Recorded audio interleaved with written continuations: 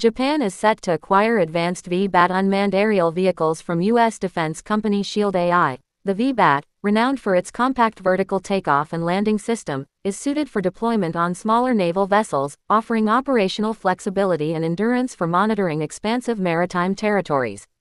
Turkiye has reportedly succeeded in integrating Russian S-400 missile system into its national air defense architecture, marking an advancement in the country's defense capabilities. This move highlights Turkiye's ongoing efforts to strengthen its multi-layered defense structure, aiming to improve coordination and operational efficiency of Turkiye's air defense systems.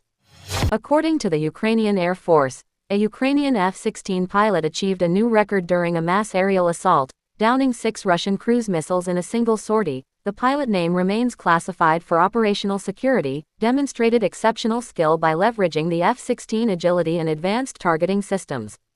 According to recent reports from Bangladeshi local media, the Bangladesh government is engaged in discussions with Turkey to acquire 26 TULPAR light tanks. The TULPAR tanks are well suited for the challenging landscapes found in Bangladesh's vast wetlands and low flood-prone areas, thus enhancing its military capabilities.